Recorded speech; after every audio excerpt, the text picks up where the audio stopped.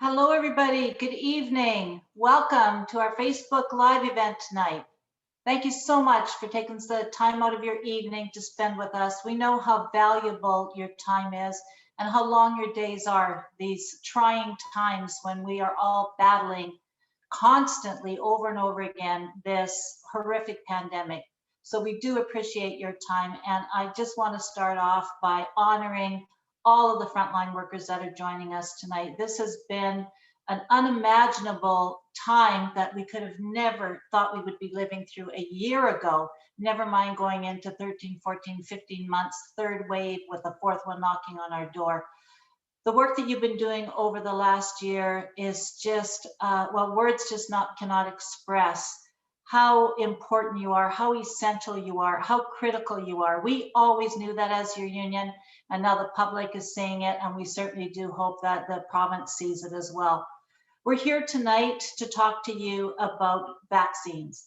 Before I do that, I want to also point out that I am sitting in Innisfil tonight, and it is the territorial land of the Anishinaabe people, and I know that all of us are sitting on territorial land that we will recognize in our own way, those that were here long before we were.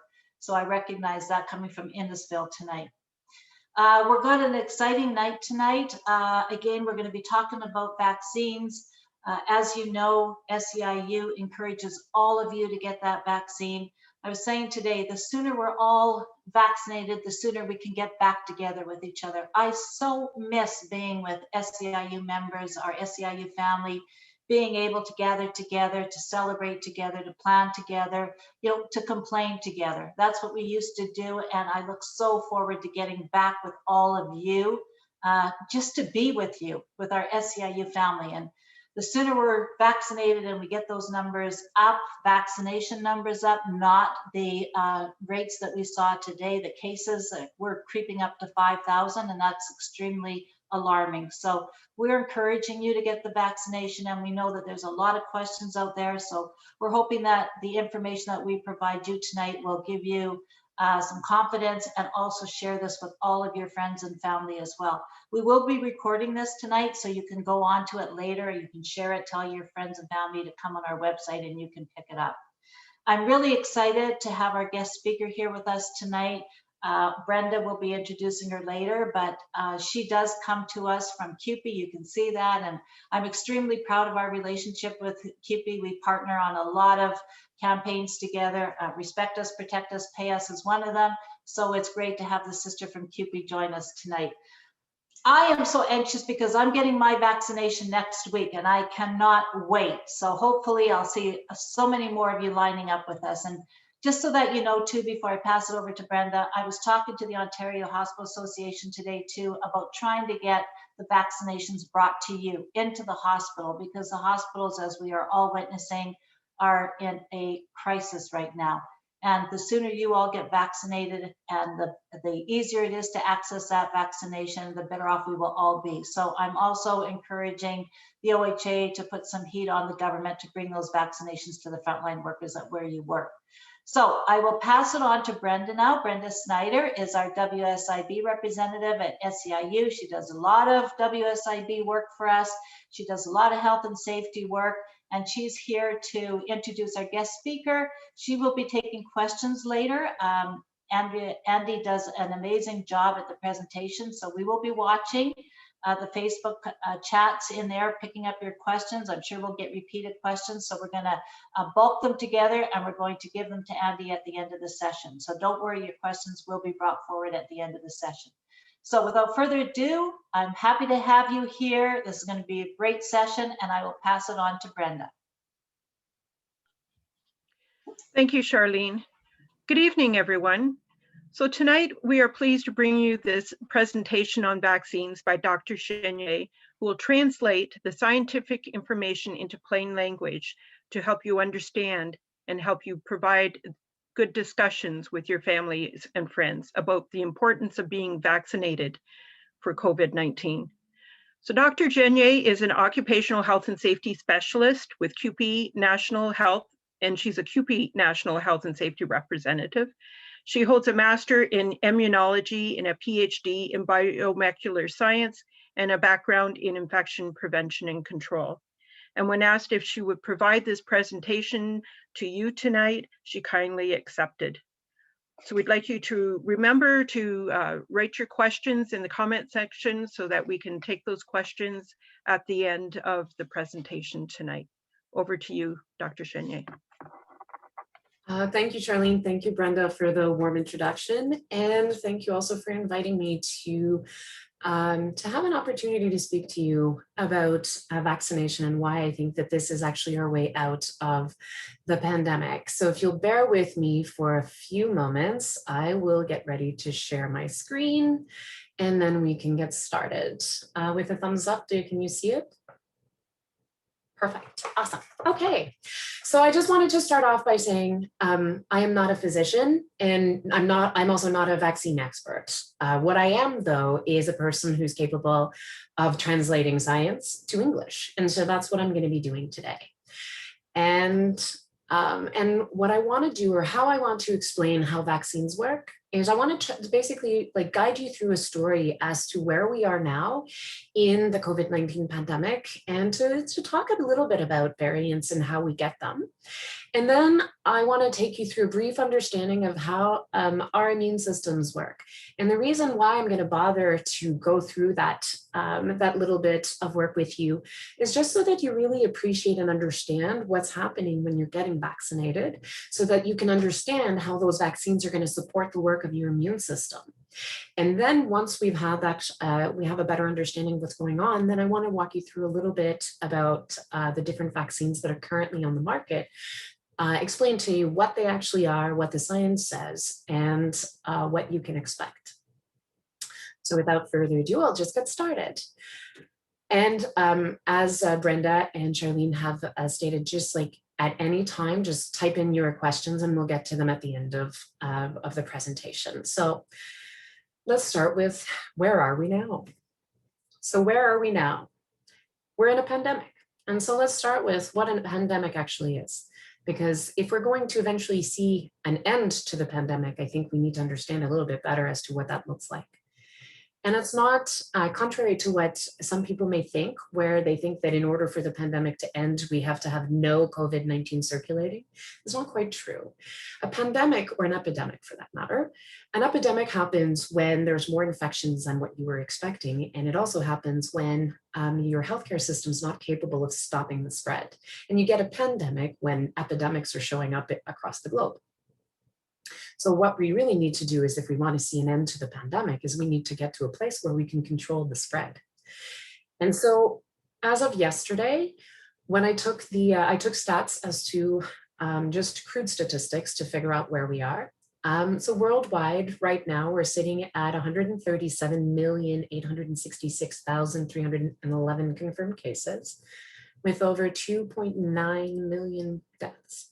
And when you do very crude statistics, no analysis, no inference, nothing else, just crude statistics, when you divide deaths per cases, what you get to is a 2.2% death rate. In Canada, we're sitting at the same, overall the same death rate at 2.2, but we're sitting at 1,087,152 cases with over 23,000 deaths. And in Ontario, I'm sad, I guess, to say that we're still number one in the total number of cases at 398,835 confirmed cases with over 7,600 deaths. The good news, I guess, is that as we're seeing, I've been doing this presentation quite a bit, and what I can tell you is that the death rate used to be a lot higher, but as vaccination rates are going up, so as more people are getting their needles into arms, I can tell you that the death rate has gone down from 2.5% to now it's sitting at 1.9% here in Ontario. So there is a change that's happening over time.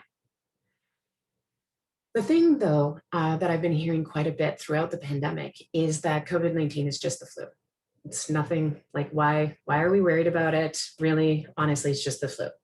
So because that's not the case, and because we want to provide you with facts. What I'm showing you on the right side of the screen is the estimated burden in the US for influenza for the last full flu seasons that we had. So that was in 2017 and 2018, because with 2019, COVID-19 showed up. So now we talk about, so when you look at this data, so what you're seeing is that there's 45 million estimated cases of the flu that were reported in the United States. And of those 45 million cases of the flu, the estimate is about 61,000 people who died of the flu, which makes it a death rate of about 0.14. So when we, just like with crude statistics, if we're going to be talking about COVID versus the flu, COVID is about 15 to 17 times worse than the flu. And we talk about estimates because with the flu, because unless it's a pandemic flu, most people who get the flu just stay home, they treat it themselves. When they feel better, they go back to work. So that's why we talk about estimates. Not everybody who has the flu actually meets the healthcare system. And then there's a question as to the variants. What are variants? Where do they come from? I've heard many different theories as to where variants actually come from. Very few of them were actually correct. So let's bring it back into what's actually happening and how variants happen. And so I'll bring you to in here what I'm going to talk very briefly about infection. And when I'm talking about infection, we're talking about the process for the virus to actually start making copies of itself. And so that's what's happening. Once a cell has been infected with the virus, the virus is very busy. And while it's trying to make copies of itself, there are a few different outcomes that can happen. If the virus is making a perfect copy of itself, then what it's going to be is another copy of COVID-19. But what I want you to think, I don't want you to think photocopier when we're thinking copies of the virus. I really want you to think about having somebody sit down and write it out. So how many times, like if you were making like copies of the same thing, how many times might you have a mistake? And so that's kind of what's happening is as the virus is making a copy of itself, sometimes it makes mistakes. And when it makes those mistakes, there are three sort of general outcomes that can happen. Sometimes when it makes a mistake, the mistake doesn't really change anything. And so really, while it might not be a perfect copy, it's still a copy of COVID-19. But sometimes the copy that you've made has a mistake that basically kills off the virus. And when that happens, first off, we don't really know that it happens because the virus is just dead. But we would be rejoicing, yay, dead virus. But sometimes the problem is that when the virus is making a copy of itself, the mistake that it makes actually gives it a selection advantage. And a selection advantage is what happens when there's a difference that allows a virus to then do something better. When we're talking about pandemic or variants of concerns with a communicable illness, those selection advantage usually changes the dynamics in one of four ways. It'll stop us from being able to test. It'll stop us from being able to treat.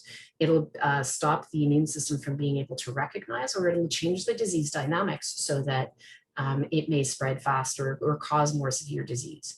And that's actually what we're seeing with the B117 variant that's now dominant in Ontario. There's actually more transmission, and when people have contracted the B117 variant of COVID-19, there's a lot more severe disease, there's a lot more hospitalization, and there's a lot more death. And that's across all age categories. So it's not restricted to just the people who are maybe immunologically weak. It's really across the board. So we have healthy young adults who are winding up in ICUs. So what we're trying to do is that through vaccination, what we're trying to do is we're trying to either make it so that the infection doesn't happen, or that if it has to happen, it's going to be as short as possible and as mild as possible. So then if we want to see an end to the pandemic, then what we need to do is to really try to control the spread while we're trying to contain it. So what that would look like, it would be the public health advice that we've been hearing from the beginning. Washing our hands, keeping physically distant from other people, because the risk of transmission is really from coming into contact with people who are infected. So we want to make sure that we are keeping our physical distance, but we also want to make sure that when at all possible, that we're reducing the number of different people that we're interacting with. Because when there's a lot of community transmission, the more people we interact with, the more likelihood we are to come into contact with somebody who might be infected. And then we want to protect our airways and our membranes. And if it's appropriate, we want to get vaccinated. And I put this note here that public health advice gives us advice on how to just be a member of the general public. So when we're in low risk situations, public health advice assumes that you're going to be able to wash your hands, to keep your physical distance, to reduce the number of contacts, and to protect your airways. But if that's not possible at work, then your workplace may need to take a look at those interventions that are needed to make sure that you are protected whenever you cannot wash your hands, whenever you cannot be physically distant, whenever you cannot reduce your number of contact, or where your airways may need more protection. So now that we have a good general sense of where we are, let's talk about the immune system. And the reason I want to talk to you about your immune system is that there's a common misconception out there that it's the medication that we take that actually cures our illness when we're sick. And in fact, what ends up happening is that the medication that we take when we're ill is actually to deal with the symptoms, to buy us enough time so that our immune system can do all of the heavy lifting. So what does that heavy lifting look like? So I want to explain your immune system, and in order to be able to do that, and in order for me also not to be using words like pathogenic priming or B cell activation into plasma cells and so on. So if I'm not going to be speaking science, I'm going to be using some analogies, and I'll be using two of them. The first one that I want to introduce to you is this concept that your immune system is kind of like having a bunch of security guards or a security team that's whole job is to prevent the outside from coming in. And it's also to deal with any problems that may exist within your workplace. So if you think about it, and when you think about security, there are lots of different components, and your immune system has these components. And so some of these jobs that you're going to see, there's going to be some security and monitoring. There's going to be some cells and some parts that are going to be doing alert and signaling. There's going to be cells that deal with the cleanup crew. There's going to be others that are going to be investigating the site of the infection to provide more information to the control center. And if for whatever reason that's not enough, then there's also an emergency response team when your infections are becoming way more difficult or complicated. So those are the kinds of things that we're going to be talking about in the context of your immune system.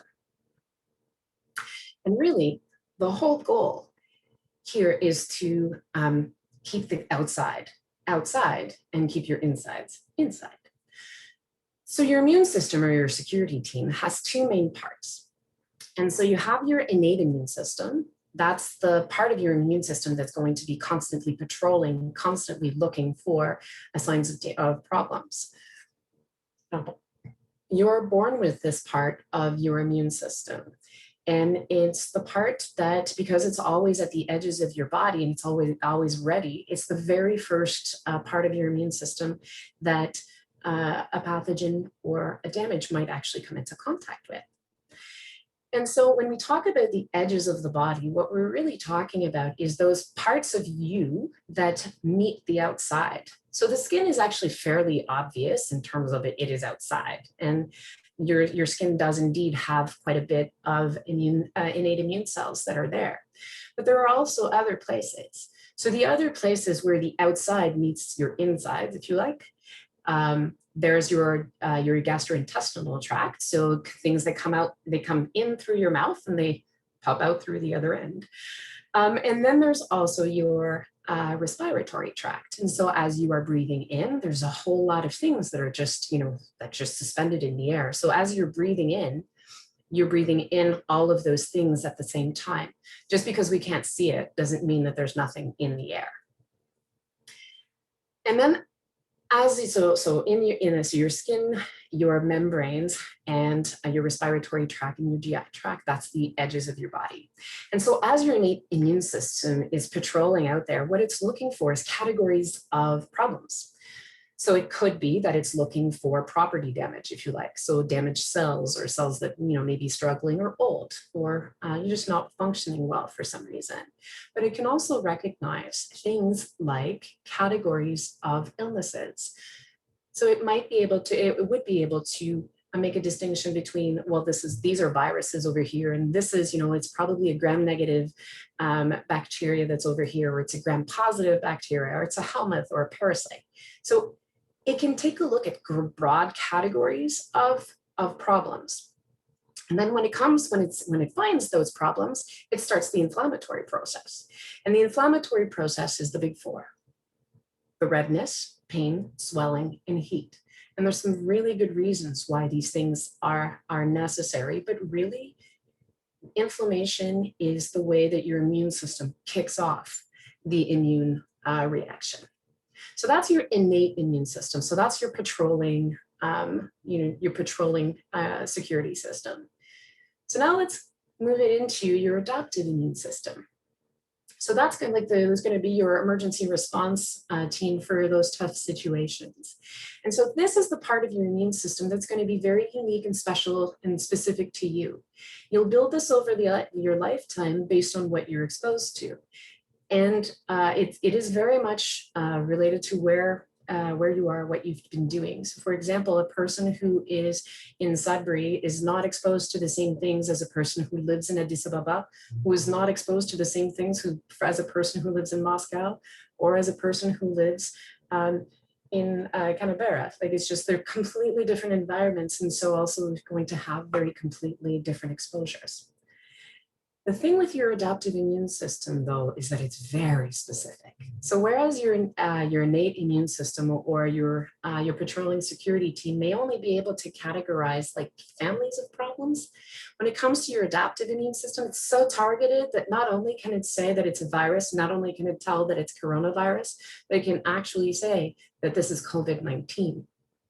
So it's the SARS-CoV-2 and not SARS-CoV-1. It's very, very specific. And those are the parts of your innate immune system. If you've heard the terms T cells or B cells or antibodies, those are parts of your adaptive immune system. So the part that you need for tough situations. And it's also conversely where, not conversely, but that's also where vaccines will help.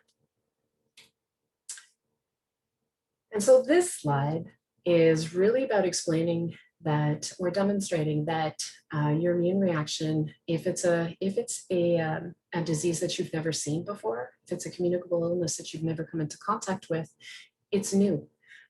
So the dynamics are going to take some time. So it takes time for your immune system to be able to investigate. It takes time to be able to kick off that adaptive immune response. So what I'm showing you on the left hand of your screen is I'm showing you what your immune response is going to look like over time. And so I really want you to pay attention to the horizontal axis where it's talking about the number of days after infection. So if you go all the way down to the bottom left-hand corner, this is just sort of like a picture of what would be happening over time. So the green little dots, those are little like pictures of the virus. And this is what would be happening. So you inhale and you get virus that gets into your lungs. And that virus is now coming into contact with those lung cells, and it's getting in and it's infecting. And what happens when a cell is infected is that it starts already, as soon as it gets infected, it starts saying, hey, I'm in trouble here. And it starts to send out those signals. And those signals, they're called cytokines. So you might have heard of a cytokine storm in the media as part of like the problem when it gets too late. But in the early days of an infection, those cytokines are crucial because that's how you're going to be attracting all of the cells of the innate immune system that you need to start the whole process. So those flags are going out, help, we need some assistance. So you've got your cells of the innate immune system that are coming to the site of damage, and they're going to go check things out to see what's going on.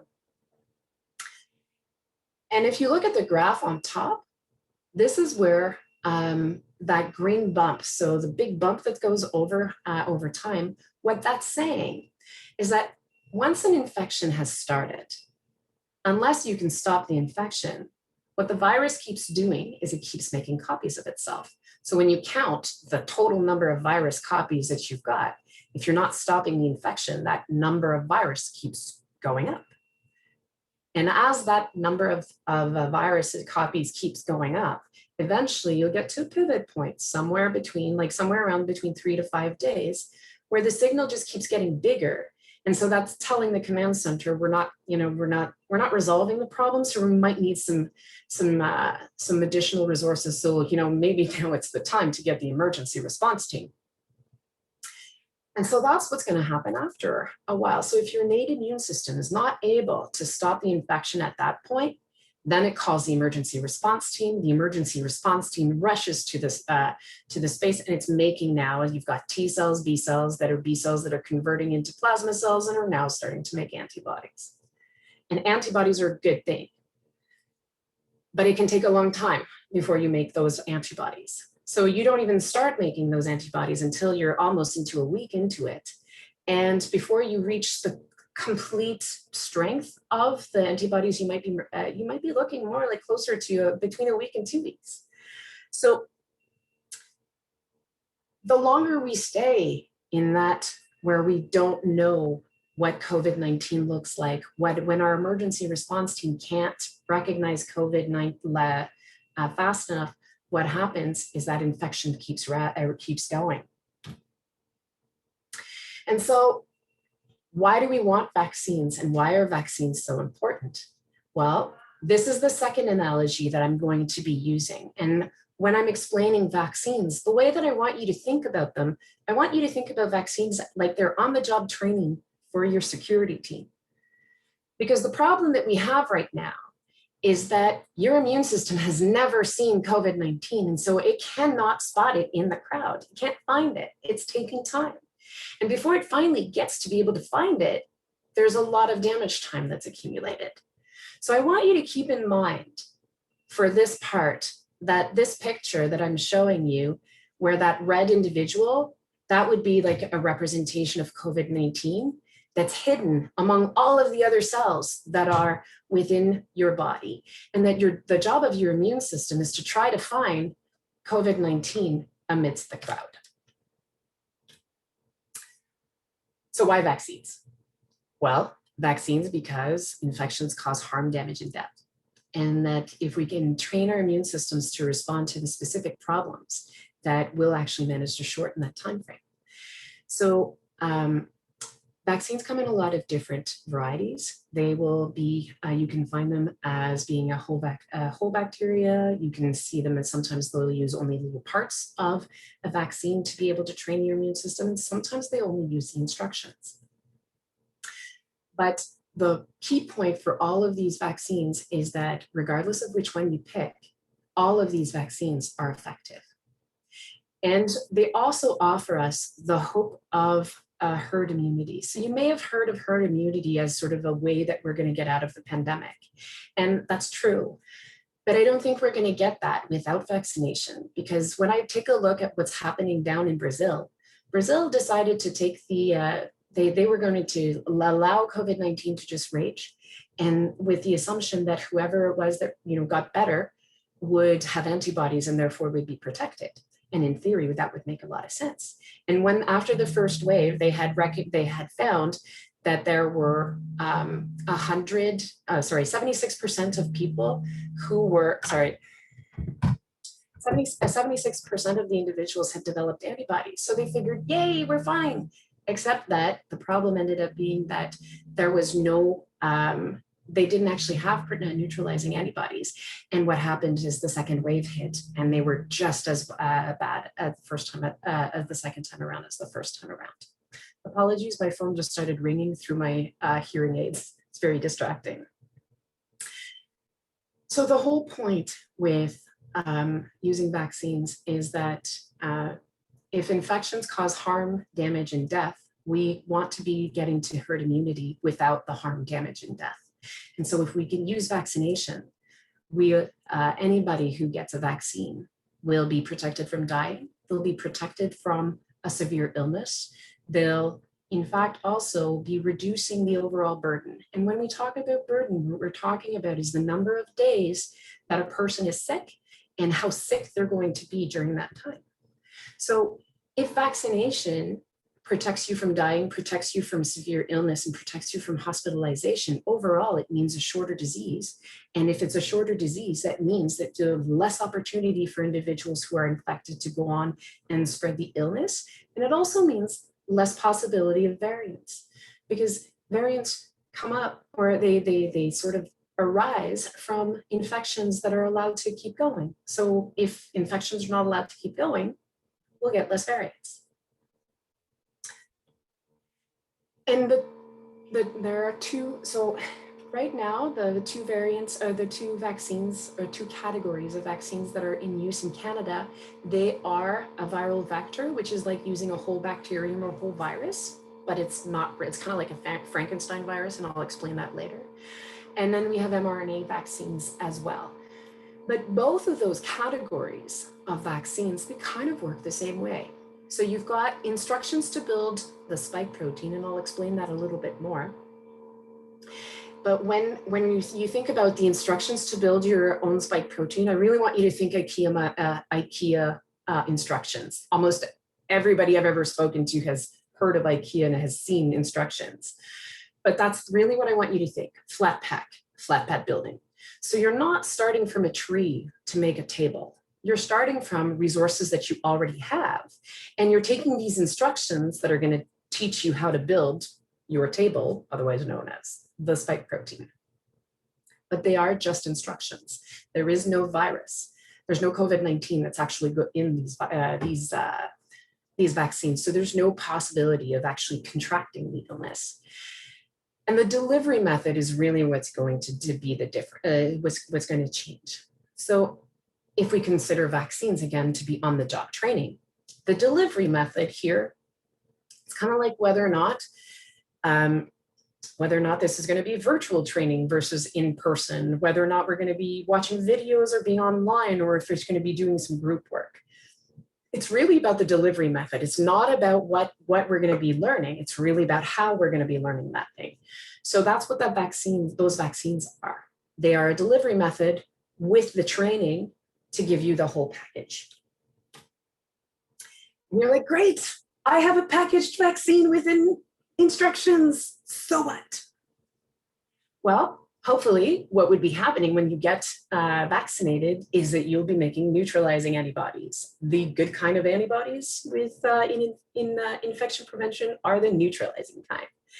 And we call them neutralizing antibodies because they really, what they do is that they prevent action. So the spike protein, you're like, okay, why would the vaccine have the spike protein? What's the job of the spike protein? Well, think about the spike protein as one, being the first thing that your immune system is going to see because it's on the outside. So if you were looking like to identify COVID-19, using the spike protein is a really great way to do that. But two, the other piece is that the spike protein is the method that the virus uses to infect. So if you think of the spike protein as a hook, so think about the spike hooking into that cell, pulling it closer so that then it can get inside. That's roughly how infection happens.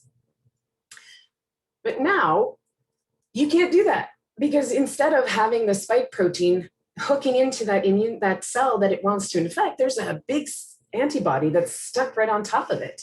And so if my forehead was going to be COVID-19 and now I've got something that's stuck between the virus and what it's trying to get to, it's just not going to get there because there's literally something in the way. But the other part to that is that the part that's floating on the outside, that also has a signal that tells all of the other cells around it, hey, this is garbage. We're going to want to get rid of this. And on top of that, if you can, you may want to recycle those pieces because there's some good stuff in here. But it's garbage and we don't want to see it anymore. So those antibodies have a twofold role. They prevent the infection, but they also clear the virus from the space. So if the virus is no longer in the space, it can't infect. And I get a lot of questions about whether or not vaccines are going to work with variants. And I'm going to have to be very time dependent and say, right now, vaccines are working, and they work against variants as well. They don't work as well as they do against COVID-19. And for that, allow me to scroll back a few. So if I was training my security team to recognize this evil thing that is SARS-CoV-2, and that I've described it to my security team, be on the lookout for this person who's going to be wearing a red jacket. Because that red jacket, that person, totally not a good person. We want them arrested, detained, whatever. So now your security team is going out through the crowd and is looking for a person in a red jacket. With a variant, though, it's like the outside of your virus has had a makeover. And so maybe that the person, while you've been trained to recognize a person in a red jacket, when you actually come across it, the person's no longer wearing a red jacket, it's wearing a blue jacket. It's still the same person. But if you're scanning in the crowd and you're looking for a person in a red jacket, you're not going to be looking for a person with a blue jacket. But if you were to come across face to face with that person, you'd still be able to recognize them. I mean, changing your jacket does not change who you are as an individual. So that's kind of sort of what's happening with vaccines and the different variants. Is that right now they work, but it's a little bit harder because it doesn't really look the same way that it should have. So there is protection, but there's not as much protection. But if we wait too long and there are new variants that show up, we may not have vaccines that work against those. So really what we're trying to do is to get those vaccines while they're still effective. Another question that I get a lot of, why 2 shots? So I want to preface this by saying this is not COVID-19 data. This is just explanatory purposes. I made this graph myself. So the first vaccine dose that you get is kind of like an infection. You've never seen this particular communicable illness. Your immune system doesn't know what to do with it. So it's going to take the same process that it did the first time around. It's going to show up at the site of infection. It's going to, look for information, mount an immune response, and then eventually over time, that immune response is going to wane. When it wanes, or when it's sort of like when it stops being so strong, that doesn't mean that it goes away. When we have good antibody production, we also very often have memory cells that happen. And that's really what we're trying to get to. We're trying to get good immune memory, and we're trying to make sure that our system is trained and ready to respond. So that's why we do the second vaccine dose. There's a lot of information right now that tells us that even up to 6 months, we're still going to have protection from the first dose. The second dose basically extends that period of protection longer, and it also helps make sure that we are making those kinds of neutralizing antibodies, and also that we're making those memory cells, so that we're going to keep that protection, or keep that training, if you like, for a long time. But it acts like a refresher training. It's not like you need to start all over again and learn all about a brand new thing. When you do a second dose, it's refresher training. So you're building off something you've already got. But what I really want you to pay attention to is what the difference in time frame and how strong that reaction is going to be the second time around. So while it might have taken you 2 weeks the first time after your first dose to get the full immune activation, when you get your second dose, it's going to be faster, stronger, and get you the much more memory over time. So that's a good thing, because the second dose very much mimics what would happen if you were to get infected after your first dose.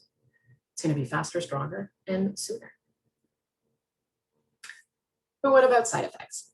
There are side effects, absolutely. Any medical treatment that you are going to see will have side effects. But the good thing is that most of the side effects that we get from vaccination are the good kind of effects, because they're signs that your system is working. So we have to keep in mind, we've just been stabbed in the arm with a sharp metal object. So that creates damage from in our muscles. But then we just depress that plunger, and then we injected something that's going to make your immune system very, very excited. So it's quite common that we're going to be tired, hungry, or achy because mounting an immune reaction takes a lot of resources and it takes a lot of energy as well. Most of the symptoms that we're going to get from vaccination are going to be the mild kind. And please do not take this as medical advice. It is not. But most symptoms are mild and would be treated with things like acetaminophen or ibuprofen. But regardless of what the symptoms or the side effects that a person is experiencing, when you get to the time when it's time to go for vaccination, the healthcare worker that you're going to be working with will give you a long list or a sheet that's going to tell you what to be on the lookout for, because it is a medical treatment, and medical treatments have risks. So you need to know what to be on the lookout for if you are to be one of those people who have those side effects. But the good news about side effects is to date, despite the fact that we have almost 6 million vaccine doses administered, no one has died in Canada, and all of the symptoms have been treatable. So that's the good part. Of the almost 5.9 million vaccine doses that were administered, only 3,089 adverse events were like serious or concerning enough to the person who received it to be reported to the healthcare system. So how many is that? That's a proportion of about 0.052% of all doses that were administered. And those would be vaccination site reactions, tingling, prickling, hives, itching, nausea, that kind of stuff. Sometimes the side effects that we get, they're rare. They can be more serious, but those are much rarer. And of the serious adverse events that were cataloged over time, there were 421 cases of serious adverse events. And of those, 60 or 61 of them were anaphylaxis. And to date, we've only had, as far as I know, one case of blood clots. I believe it was in Quebec, and the individual who had the blood clots was successfully treated. So this is a good thing. No one has died in Canada. All of the side effects are treatable. And overall, vaccines, that's what they mean when they say that vaccines, like the benefits outweigh the risks. The risks of dying from COVID-19, if we do very crude statistics, is 2.2%. But the risks of having a serious adverse event is 0.008%. So when we talk about the risks, the benefits not outweighing the risks, that's what we're talking about. Is the risk of catching COVID is a lot worse than the possibility of side effects from vaccination. So now that we've got an idea, the next two slides, I've only got 3 slides left. The next 2 slides are to talk about the 2 different categories of vaccines that we have. So the first one that came out on the market was the mRNA vaccines. And that's where, so mRNAs is, it's genetic material, and they're instructions on how to build a protein. In this case, they're instructions on how to build the spike protein. The outside, so the delivery method, that's just fat. And so if you've ever seen, or if you've ever done that high school experiment where you put like water and oil, and if you've never done it, try it, you'll see what I'm talking about. So you put oil and water, and then when you add a drop of fat, what happens is that the fat just like travels through the water and it gets down to the oil that's underneath, and it just melts in. And that's what's happening with mRNA vaccine. They're very small, and because they're wrapped in fat, it just melts into your cell. Now your cell has the instructions on how to make that spike protein. And because it's using the same system or the same sort of mechanism that the virus would be using if you were infected, you're using one of the best training methods for your security team, because you're showing it what it's going to look like when it's going to show up, if it were to show up after an exposure. The mRNA vaccines are currently offered in 2 doses. When I wrote this originally, the manufacturer does say 3 to 4 weeks apart. We can, in fact, go up to 4 months, and they are effective to 94-95% effectiveness. Effectiveness, by the way, I just want to make sure that people understand, effectiveness has more to do with what question you're asking and when than it does as to whether or not the vaccine actually works. It's not 95% of people who are getting protection. It's 100% of people who are getting protection from dying. And then after that, the questions are about whether or not, how many people have severe disease, how many people will be hospitalized, and so on. So effectiveness has more to do with what question you're asking than it does with the absolute number. Any one of the vaccines that you use is going to be effective. Any one of the vaccines that you have in your arm is going to be protective. Now, the last little bit is about the viral vector vaccines. And so viral vector vaccines, what they are is that same instructions for the spike protein that are inside. But what we've done in this case is that they've taken another virus that's known to infect human beings. But when it does things like, if you get anything, it's barely a nose cold, like that's it. But so what they do is so they take this adenovirus outside packaging, if you like, they suck all the guts out of it, and then they put in those instructions for COVID-19 spike protein. And it's very important to understand that this is not a virus that's capable of infecting you and causing disease. This is a virus that's capable of infecting you to deliver you instructions on how to build your own spike protein. You cannot get COVID-19 from the viral vector vaccines because there is no COVID in it. The thing with viral vector vaccines is that they're bigger. And so because that they're bigger, it's possible that that the packaging itself will interact with your immune system. And when that happens, basically the instructions for the spike protein never make it into the cells. So you're never, that particular piece is not doing what it should be. But overall, you're going to get like lots of virus that's going to get inside of your cells. A lot of them are going to be able to make that spike protein, and you're going to get efficacy. And in that, for those types of vaccines, we're talking about the AstraZeneca and the Janssen. The Janssen is the one shot right now. So this brings us to pretty much the end of the part where I'm just talking. But if you take nothing else from this particular presentation, what I really want you to take home is the fact that there have been millions of people who've been safely vaccinated against COVID-19 in Canada. But that because it has risks, there are side effects that are possible. And so what I want you to do is to take the questions that you may have about COVID-19 and vaccination, and you bring them to your healthcare provider. Because what you really need to do is to be able to line up which product might be more, what might be better for you based on your health condition, because it's really about your health condition that's going to determine what product is actually effective for you.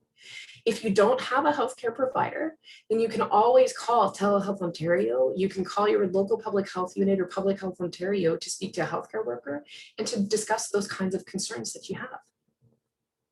And as always, I want you to remain skeptical. Remain skeptical of information that you see on Facebook. Remain skeptical of things that you might see on YouTube if they don't come from trusted sources. Ask questions, go looking for information. And if you're looking for information, I'm providing you here with a lot of different places where you can find trusted information, where no one is going to be misinforming you about what is going on. So at that, I will turn it back over to you, Brenda, and see about questions or comments.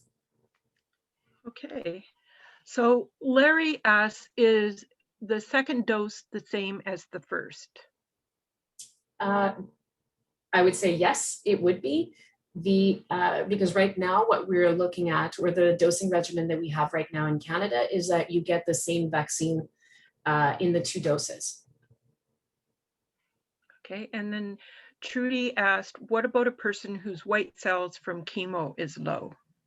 So when a person who's undergoing anti-cancer treatment would fall into that category of people that I would term to be immunocompromised. Immunocompromised, generally what I would see is that you would see less strong immune reaction. Now, if you're asking me very specifically what that means for all cancer patients, that's a question I can't answer, and I would direct that particular question to a healthcare provider that's going to be able to look at what specifically is going on with a person, because cancer is not just one illness, it's a lot of different illnesses that have like some similar features. And just the same thing would happen with the same thing would be true also for any other reason why a person might be immunocompromised. So there's no easy answer. So I would say keep it with your healthcare provider. Okay, and I believe you've answered the other questions that have been put through tonight through your presentation. Thank you. Charlene, over to you. Yeah, thank you, Doctor. There was a couple, I mean, I was watching the Facebook comments coming up, and you did answer them in your presentation, but one that was very common is that 4-month period. I know that people, you know, at first it was what, 2 weeks you were supposed to get it, now it's 4. Can you just refresh that or answer that again, please? Thank you. For sure. Yeah, so that's the difference between getting the initial training and when you get your refresher. And it is a refresher. So we need to keep that in mind. We're building off what we already have. So the data, okay, so sorry, let me back that up. Manufacturers came out with their dosing regimen based on what they did during clinical trials. Now, that doesn't mean that that's the only method that works. It just means that that's the method that they tested that works. And so when vaccine shortages started happening, one of the things that they started doing was to look at what's happening or go back to the data that they already had and start asking the question, is that 3 to 4 weeks critical? And the answer to that is no, it's not. In fact, if you wait longer with AstraZeneca, you get a better efficacy rate. So who knew? But overall, what it means, what we're talking about for the second shot is whether or not you still have protection from the first shot, from the first dose. The answer to that question is yes. You do have protection. You don't have full protection until about 2 weeks after your second dose. But 50% protection is better than 0% protection. And there's in fact information that comes out in particular from Scotland. Scotland decided from a policy perspective that they were going to try to go to everybody first and then circle back around and do a second and do the second dose. And then what they saw was that vaccinating the first dose to the broader public actually brought down vaccination, hospitalization and illness rates, because it was enough to start slowing down the spread of the illness of the vaccine. Sorry, it's late. They were starting to slow down the spread of the virus. So the absolute time is not a requirement because this is not medication. We're not supplementing. Like, it's not like if you don't take your diabetes or your insulin, if you don't take your insulin regularly, that might lead to a problem. It's not the case with vaccines. They don't work the same way. Great, thank you.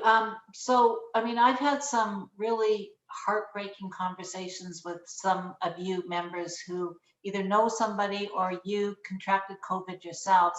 And we do know some of the long-term effects of COVID, stuff like respiratory issues, memory loss, a number of things that have been proven already. A lot of questions are, what are the long-term effects besides avoiding death does the vaccination have as well?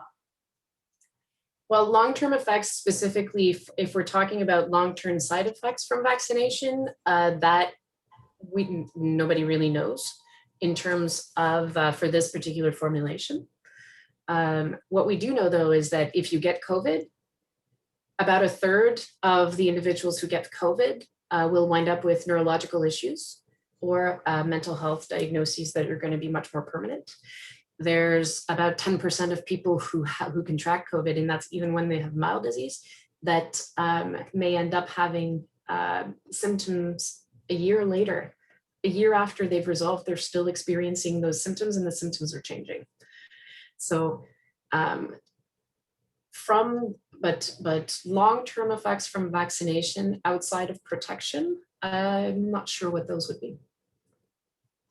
Here's a good one, and then we'll start to wrap up because I know we could go on for a long time. And you answered so nice and clear and simply that it's great to be with you. One question is, now where is it here? It's moving so fast, but somebody said that their friend got the vaccination and still ended up getting COVID-19. This is true. And this is also the reason why just being vaccinated doesn't mean that we don't need to implement public health measures, because Vaccination does not necessarily always prevent infection. What it does is prevent death from infection. It prevents severe disease from infection. But if we think about the fact that, you remember, like when I was showing the slide with the second dose and how fast it was happening. So what happens in that case when you're vaccinated is, instead of having to wait that almost 2 weeks, like 1 week to 2 weeks before we start to get that, our immune system to kick in and to start protecting us, that's happening almost at the start. Maybe not exactly at the start, but very soon after the start. So generally, if a person's been vaccinated and they still got the illness, I would have to say that it probably was going to be a very mild disease, if at all.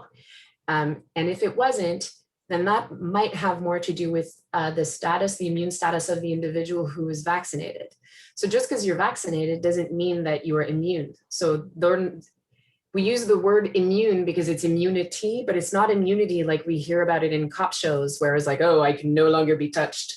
That's not what happens. It's an immune protection, but it's not immune imperviousness. It's not a free pass. So that's how that happens, is a person whose immune system, even if you're vaccinated, if your immune system is not as strong as it could be, it's going to respond, but it's not necessarily going to respond as fast, or it might not respond as strongly. And so there are different reasons why a person might be immunocompromised. It could be that they have an illness, an underlying disease. So for example, earlier we were talking about anti-cancer treatment. So that would be one reason. But, and I'm just gonna say this very honestly, your healthcare, there's a quite a large proportion of healthcare workers, and I'm just going to make an assumption, and I realize it's an assumption, and I'm going to make an assumption that you're overworked, you're tired, you're stressed out, and you've had enough. And those kinds of things, they also can contribute to a person's immune system being somewhat suppressed. When you're really, really tired, it's easier to get the sniffles because that's why. It's because your immune system, it requires resources and energy, and it requires proper functioning, proper nutrition, proper sleep, proper everything. And we're not getting a lot of that lately. So that might be one of the reasons. But really, in the end, vaccination is not a shield. Oh, sorry, vaccination is a shield, but it's not like it's not an absolute. So there's still an opportunity for infection. So until pandemic restrictions are lifted, even if you've been vaccinated, wash your hands, protect your airways, keep your distance, and keep your contacts few. Great advice. Thank you, everybody. Questions were great. That's what this was for, was to try and answer questions, to provide you with some information. The only motive that I have for asking you to join us tonight is because I care so very much for each and every one of you. And I would have to say the government has screwed up so much of this pandemic. We are seeing the numbers in ICUs today are horrible. The outbreak numbers are horrible. And again, so many of you have been affected in so many ways because of this pandemic. The one thing that is in our control is our choice, whether or not we get the vaccination or not. And that's all we wanted to bring to you today, was some information about choice. You have the right and the ability to make the choice for yourself. We're hoping that this information helped you. Like the doctor said, contact your care providers, your physicians, family physicians, be informed if you're uncomfortable at all. But what we wanted to do was provide you with this information because we truly do care about you, and we wanted to have your questions answered. And I encourage you to get the vaccination, because every time I hear about somebody getting it, I literally do the happy dance. So believe me, sitting here so much on these Zoom meetings, every happy dance is good for my health too. So to all of you who got it, congratulations, I celebrate you.